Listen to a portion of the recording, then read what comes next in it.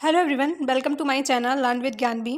आज मैं आप सभी को क्लास 7 एनसीईआरटी ज्योग्राफी के इंपॉर्टेंट पॉइंट्स कराने वाली हूँ। इससे पहले मैंने क्लास 6 की एनसीईआरटी ज्योग्राफी कंप्लीट कर दी है। जिस किसी ने वो वीडियो नहीं देखी है, आप लोग जाके देख लीजिएगा। इसके साथ साथ मैं हिस्ट्री की और पॉलिटी की भी वीडियोज़ बनाई हुई हैं, आप लोग जाके देख लीजिएगा, ठीक है। और ये जो वीडियोज़ है ना, आप लोगों को सीटेट के एग्जाम में, DSSB के एग्जाम में या फिर बीपीएससी के एग्जाम में बहुत ही ज़्यादा हेल्पफुल रहेगी, ठीक है। तो फिर चलिए स्टार्ट करते हैं। जैसे कि यहाँ पे सबसे पहला पॉइंट लिखा हुआ है, समुद्री तरंगें लगातार शैल से टकराती रहती हैं, जिससे दरार विकसित होती है। समय के साथ ये बड़ी और चौड़ी होती है। इनको समुद्री गुफा कहते हैं। इन गुफाओं के बड़े होने पर इनमें केवल छत ही बचती है, जिससे तटीय मेहराब बनती है। लगातार अपरदन छत को भी तोड़ देता है और केवल दीवार बचती है। दीवार जैसी इन आकृतियों को स्टैक कहते हैं। समुद्री जल के ऊपर लगभग ऊर्ध्वाधर उठे हुए ऊंचे सैलीय तटों को समुद्र भृंगु कहते हैं।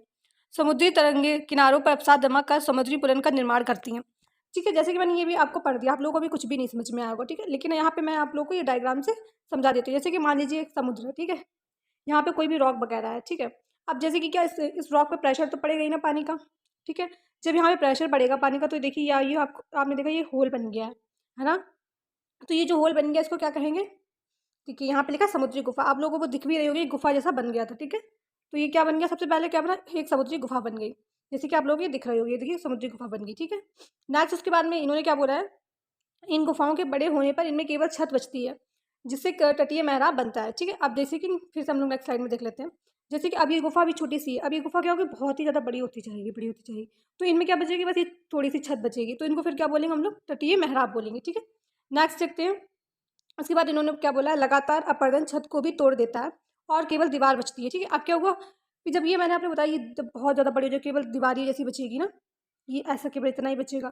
लेकिन क्या होगा फिर जब और भी ज़्यादा बड़ी होती जाएगी, तो क्या ये सब पूरा कवर कर लेगा, ये पूरा एरिया कवर कर लेगा।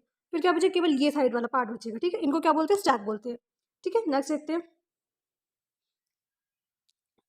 ठीक है। नेक्स्ट है, समुद्री जल के ऊपर लगभग ऊर्ध्वाधर उठे हुए ऊंचे तटीय शैलों को समुद्र भृंग कहते हैं। अब ये जो शैल मैंने आप लोगों को दिखाई थी केवल उठे हुए, इनको क्या कहते हैं? समुद्री भृंग कहते हैं।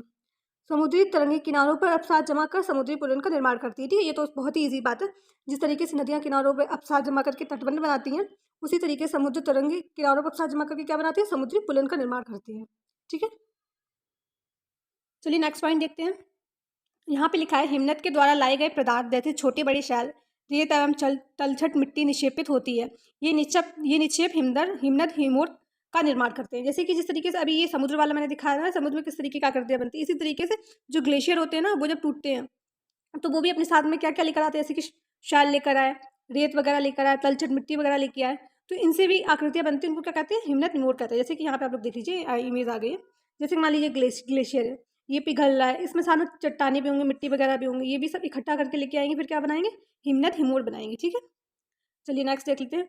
रेगिस्तान में छत्रक आकार के शैल, और इसी तरीके से रेगिस्तान में क्या बनता है? रेगिस्तान में छत्रक आकार के शैल बनते हैं, और ग्लेशियर से क्या बनता है? हिमनद हिमोट बनता है। और समुद्र वाला तो मैंने आपको बताया था, आप लोग फिर से एक बार पढ़ लीजिएगा, ठीक है। नेक्स्ट है, पवन शैल के ऊपरी भाग की अपेक्षा निचले भाग को आसानी से काटती है, इसलिए ऐसी शैल के आधार संकीर्ण एवं शीर्ष विस्तृत होते हैं। पवन चलने पर यह अपने साथ रेत को एक स्थान से दूसरे स्थान पर पहुंचाती है। जब पवन का भाव रुकता है, तो यह रेत गिरकर छोटी पहाड़ी बनाती है। इनको बालू टिब्बा कहते हैं। अब जैसे कि मैं आपको यहाँ पे इमेज से दिखा देती हूँ। जैसे कि मान लीजिए कोई रेगिस्तान है, यहाँ पे ऐसे करके बहुत सारी बालू इकट्ठी हुई है। अब क्या हवा चलेगी, ठीक है। मान लीजिए हवा चल चल के आ रही है, तो हवा क्या करेगी? जो नीचे साइड में जो है ना, ये मान लीजिए पूरा सॉइल, ये रेत का पहाड़ है, ठीक है।